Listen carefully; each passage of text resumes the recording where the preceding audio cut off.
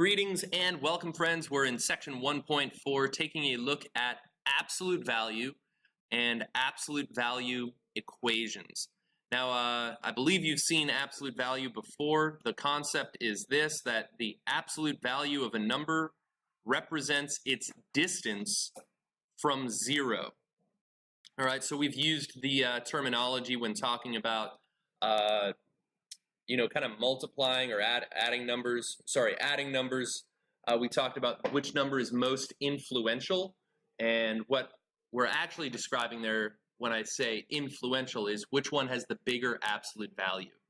Okay, so for instance, the absolute value of positive 2, how far is 2 from 0? Well, that is 2.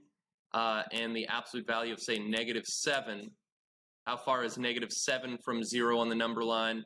That would be positive 7. So absolute value doesn't change anything, quote unquote, when you have a positive inside. And when you have a negative inside, it makes that entire inside quantity positive. All right, so here's some properties of absolute value. It says, let's see, the absolute value of a number is always greater than or equal to 0. That makes sense. It's always going to be positive.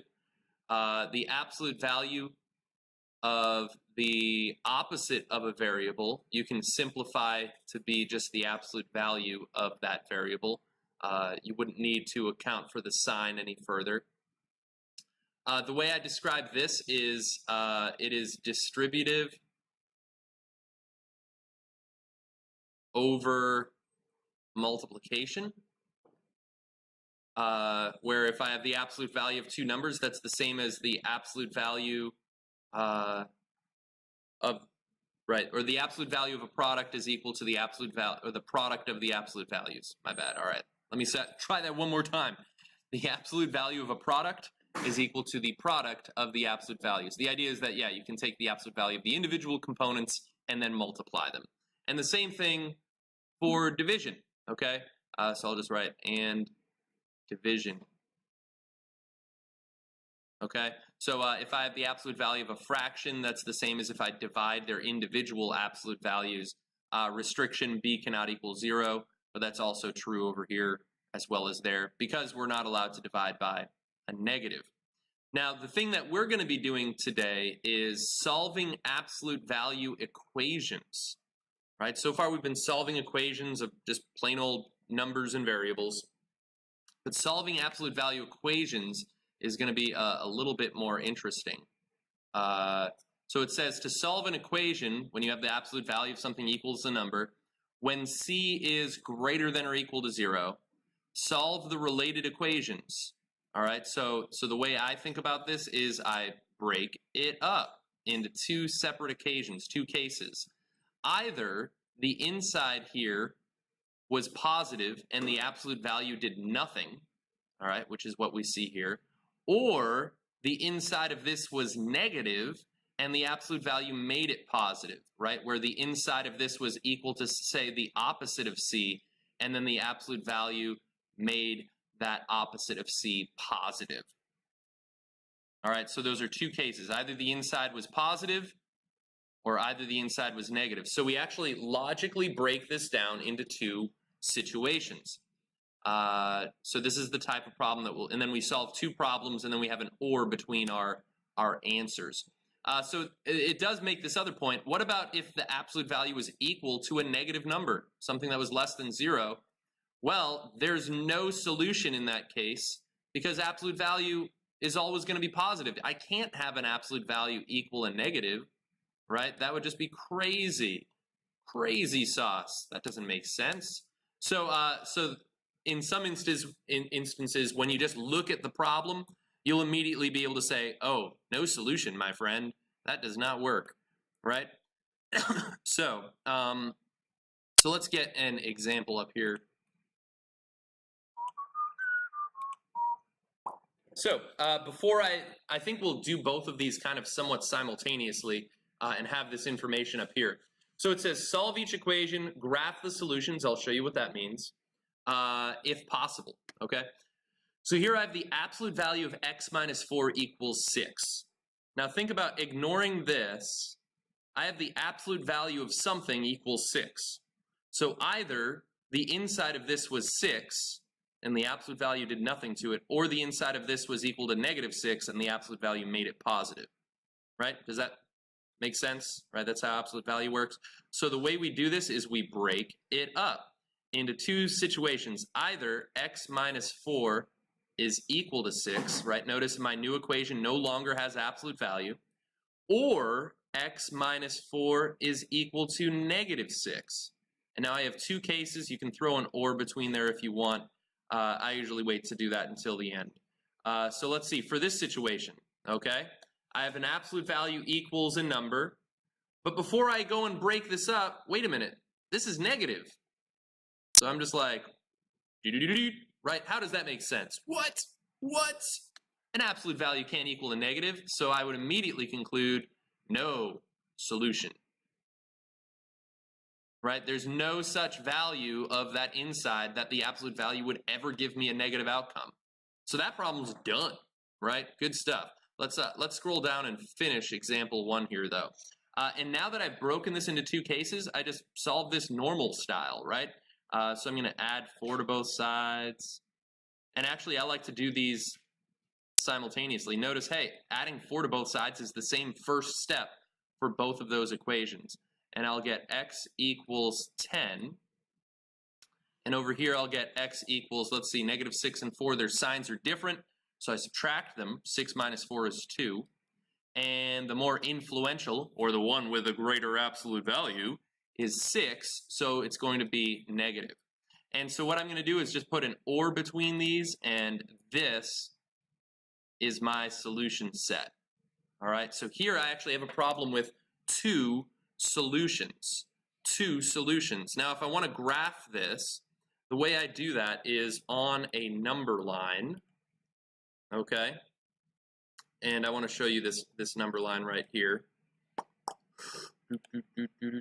Look at how good I am at graphing. I just drew that so quick, and it's so accurate. It's amazing.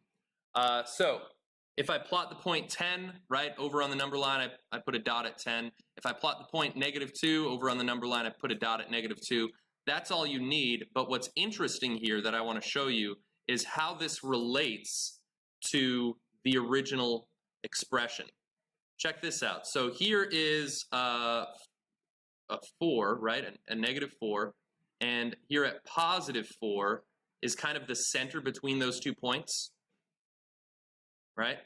And over here, I've got, it was equal to 6. And notice how far away is this from 4 and this from 4. These were 6 units away in both cases. I'll write it up there in there. So there will eventually be a way where you could kind of like visualize some of these more quickly than others, okay? This, honestly, being able to like visualize this, I myself don't have this mastered. I like thinking of this, and I just solve it and then plot the points as such. And that's the way I like to do these problems myself. So let's pick it up a notch. Kick it up a notch. Here we go. Now, being able to understand that graph relationship, I'm going to have to go through and memorize that idea myself. That'll be helpful for our third example today, but for right now, here we go. Here's a slightly different setup. Now, here I've got absolute value of 3x plus 9, close absolute value, -10 equals -4. Now, this is unlike any of the situations we've seen so far. I only have a property when the absolute value is by itself on one side of the equal sign. Am I right? Yeah. So my step 1, let's see, I keep twitching it there. Step 1 is isolate the absolute value.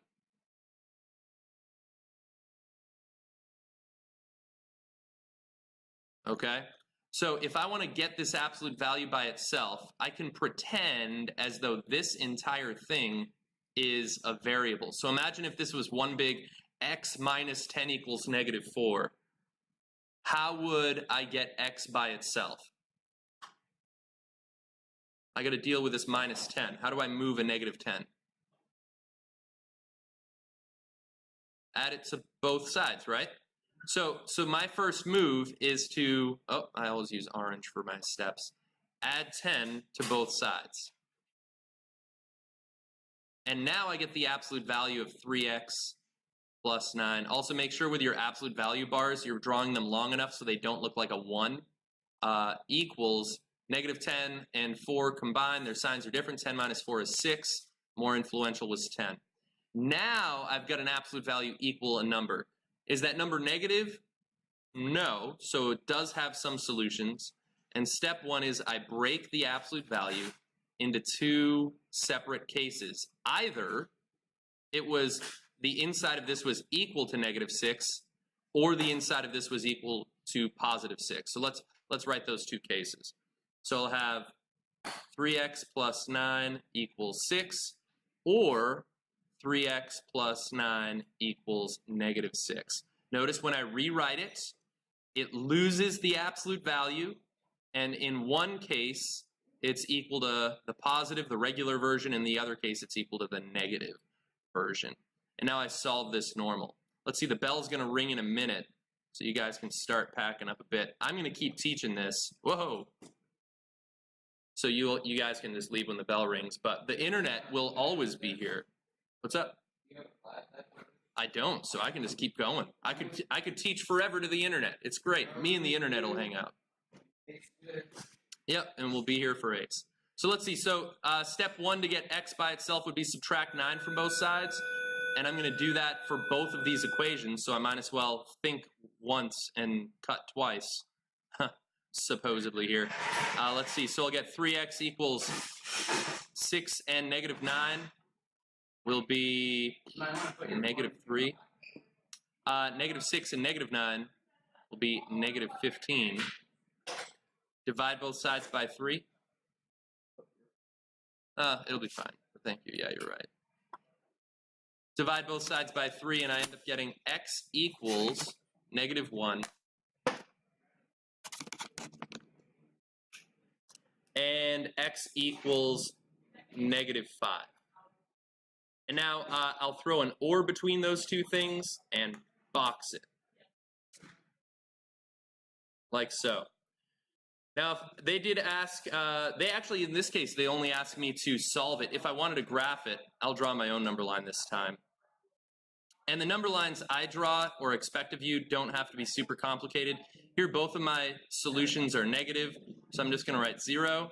I'm going to write where negative 1 is and roughly where negative 5 is. I'm not going to have you recreate all of those tick marks, although you could fill them in. Just space it out relatively accurate. So let's see. So my solutions are at negative 1, there's a dot, and at negative 5, there's a dot. Now, as far as being able to interpret that into a graph, that's a little bit trickier. Looking at that original, I would not be able to do that. Yeah, if you don't mind closing the door, Tyler, that'd be cool. Thanks. So that would be a little bit harder to figure that out. I'm sure we could figure out a pattern or relationship to do that. But let's take a look at another example. All right, other example here. Now this one is the one where I myself need to practice a little bit, right? And this is the sort of thing we want to be able to apply these apply this math to real-world situations. So here we go. It says in a cheerleading competition, the minimum length. All right, so that's going to be of a routine is 4 minutes. The maximum length of a routine is 5 minutes. Okay, so that's going to be kind of like the boundaries of my absolute value. It says write an absolute value equation that represents the minimum and maximum lengths. So let's think about this graphically first of all. Let's see, so we'd have 0, we'd have 4, and we'd have 5. And our solutions would be right here and right here. Let's take a look at example 1 again. That's going to be the thing that'll help me out. All right, and we saw this relationship that the middle was where kind of the midpoint is the thing that shows up in the absolute value. And notice that it's the opposite sign. Here this was negative 4, here this was positive. So my middle number is going to be, I've got to opposite it for my absolute value equation. So here, what is my middle number? Well, it looks like 4.5, right? So when I write my equation, I'm going to have x, and that's positive 4.5, so I'm going to do minus 4.5 minus 4.5, and now I've got equals, and what this was equal to was the distance from my midpoint to either of those. So in this case, this distance and this distance is 0.5 and 0.5. So I'm going to write 0.5 here. All right, now I wouldn't have been able to do that just off the top of my head. That's something that I'd have to familiarize myself with. So this is how I'd end up writing the equation, and here x would be the number of minutes is what that would end up being. But that's how I'd end up setting it up. So x minus 4.5 inside absolute values equals 0.5. Now just to make us feel a little bit more comfortable with this idea, let's see if this actually works out. All right, the book didn't ask us to do this, but I'm interested. I want to kind of tease out this idea because we've only seen one example of it. I want to make sure that does it actually work. So I'm going to have x minus 4.5 would equal 0.5, and I'd have x minus 4.5 equals negative 0.5. And so I would end up adding 4.5 to both sides, plus 4.5 plus 4.5. Oh, and it happens to conveniently be the same step over here. So I'll end up with x equals, well, that's 5.0, right? And x equals 4.0. And I'd throw an or in between there, and notice that it does actually represent this situation correctly. Now at this point, I would argue that this equation isn't that helpful, okay? But next chapter we'll deal with inequalities and merge that idea with absolute value, where our solution set will be more than just two solutions. It might be a range of solutions between our points. Okay, let's see. Here's a trickier concept. What about when I have multiple absolute values in a single equation? This is pretty advanced right here. Okay, and we've just gonna have to logically figure out these situations. So it says, what if you have absolute value equals absolute value? It says then break it up into the following situations. All right, so break it up into the following situations, and you'll have then a logical or between those two solutions. So it won't be both solutions simultaneously. It'll be one or the other. So let's see. So if this is positive or negative, this is positive or negative, and their absolute values are equal, I could have had, right, either maybe they were both the same, or one was the opposite of the other. So those are the two logical situations that we're in. So mathematically, I can represent that with an or and break it into two situations. Okay, so let's do an example of this. Let me actually size that up a little bit. So here they gave us, these are actually two examples. It's kind of weird how they threw an and in between here. But I have solved this equation. So I've got absolute value equals absolute value, and I've got variables on both sides, right? Craziness, craziness. But what I do is I break this into two separate situations. We'll do the same thing over here. These are two separate problems, so maybe I will split them up, right? Maybe I'll just do one at a time. So either 3x minus 4 is equal to x, or 3x minus 4 is equal to the opposite of x. I understand if on the street when you're doing math, you might call that negative x. Most appropriately, it's called the opposite of x. So now that I've broken that up, now I just solve each of these normal. So we'll subtract the little guy from the big guy.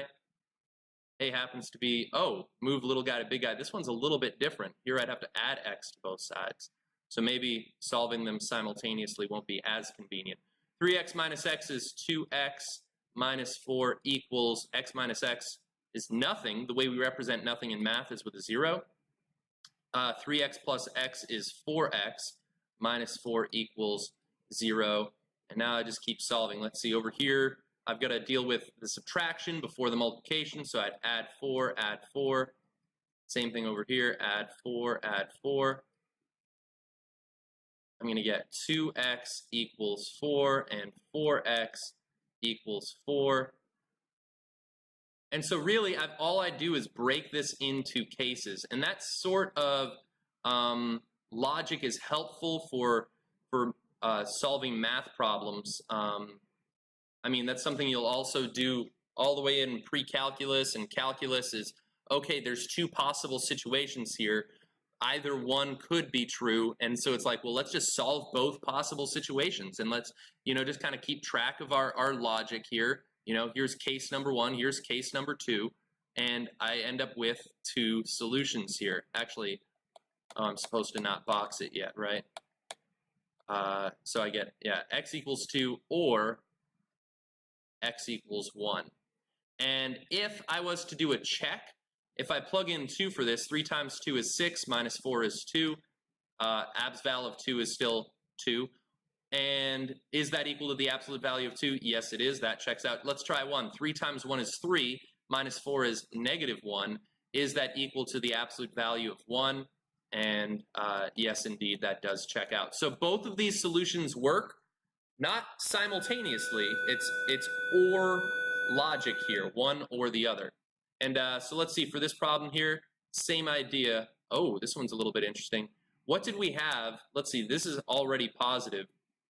So this isn't affecting my absolute value. Can I distribute absolute value here? I could have pretended this as being absolute value, so I could distribute because the absolute value of, or the product of absolute values is equal to the absolute value of a product, right? In this case, positive 2 is already positive, so I could have pretended that was absolute value. In this case, you would have been fine even if you broke it up, if you didn't do this step. But let's just say I distribute that. Okay, so that's going to equal the absolute value of 6x plus 2. And now I would break this into 2 cases. Yeah, so I guess I shouldn't technically have these arrows here yet. The only time that I wouldn't have been able to do this was if this was negative, then I'd say, hey, no solution, friend.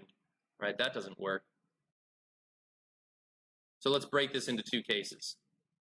Either 4x minus 10 is equal to 6x plus 2, or 4x minus 10 is equal to the opposite of this. And I've got to be careful with that. I'm going to put that in parentheses, which I want to point out is what they did here. It's the opposite of the whole thing, and if I don't end up distributing that minus, I'll end up being wrong, and we don't like being wrong. So let's see, you could also pretend that's a negative 1 out front, so you distribute it. It's just going to make everything the opposite in that equation. So 4x minus 10 equals negative 6x minus 2. Very common mistake to forget to distribute a negative towards the second or third, etc. thing within the parentheses. So now in order to solve, I'll move little guy to big guy. Over here, subtract 4x, subtract 4x. Over here, I would be actually add 6x and add 6x. Here, these are 2 completely different problems. So, and within this one problem, we have case 1 and case 2. So let's see, I'll get negative 10 equals 2x plus 2. Over here, I'll get 10x minus 10 equals, the x's canceled out, so negative 2. And now isolating the variable, subtract 2 from both sides. Here I would, right, I'm trying to get this x by itself, so move everything away from it, add 10 to both sides. I'll end up with, let's see, negative 12 equals 2x. Over here I'll have 10x equals 10 minus 2 is 8. And now I'm on my divide to undo that multiplication. So over here, divide by 2. Good thing about this is going to give us mucho practice with our solving and inverse operations work. Let's flip this last step. X equals negative 6. And over here I'll have x equals 8/10, which I can reduce. 2 goes into 8 4 times and into 10 5 times, so 4/5. Perfectly legitimate number. Fractions exist, and I'd throw an or between these. And if I was to do a check, it would still check out. All right, so absolute value does shift things up quite a bit. We do have to be careful. Sometimes you can do everything right and have the problem generate a fake solution. So we do have to be careful about that. Let's see, yeah. How long is this video going? Let's see. 25. Yeah, let me do one more example. We'll have a 30-minute video here. Let's talk about extraneous solutions.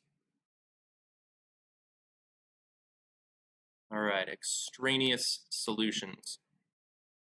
Let me give you this little fact. Because sometimes due to, even though we apply everything correctly, we might have something give us a false positive where we think something's a solution and it doesn't work out. It says this: when you solve an absolute value equation, it is possible for a solution to be extraneous.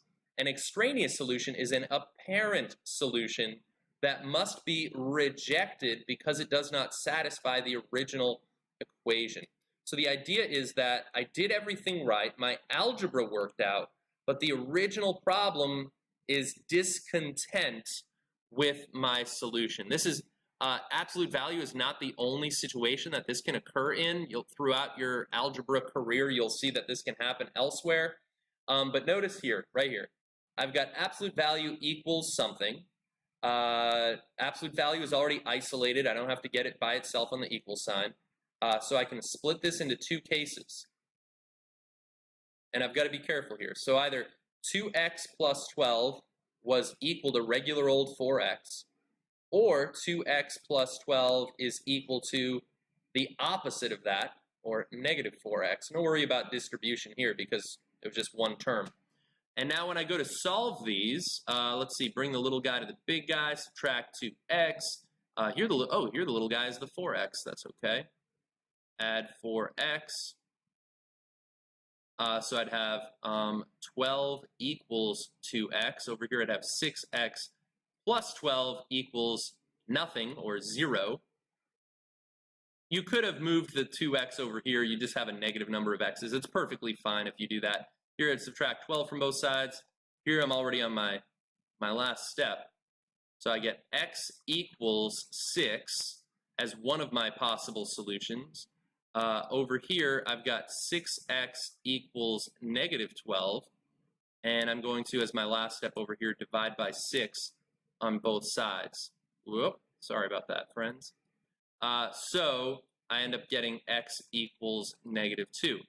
Now, you could throw an or between here, and you could pre-box this, but we've got to be careful. It's possible that this won't work. All right, so I actually have to do a check on both of these. Let's check 6. Is the absolute value of 2 times 6 plus 12, there we go, equal to 4 times 6? And now I just do PEMDAS. So abs val of 12 plus 12, is that equal to 4 times 6 is 24? Is the absolute value of 24 equal to 24? Yes, it is. So this one's good, right? So this one checks out. This is a real solution, okay? Let's try the other one, negative 2. Absolute value of 2 times negative 2, and now, right, we're already foreshadowing this. We're expecting some ominous music to start up. It's like, oh no, I'm scared, guys. This might not work out. So when I substitute, I plug this in for both of the original x's. Notice that I did that with a 6 as well. And also, especially with negatives, but I just say all the time, when you're substituting, plug it in a set of parentheses. So let's see, abs val of negative 4 plus 12, is that equal to negative 8? Uh-oh, I'm already seeing some problem here. I've got an absolute value equal to a negative. I'm going to get abs val 8 equals negative 8. That is false. False. There we go. So this solution we would say is extraneous. Okay? So this is not a real solution. This is the only solution to my problem. If, because this can happen, if both of my solutions ended up being extraneous, I would conclude that no solution is the answer to the problem. All right, well, thanks for watching, Internet friends. Have a great day.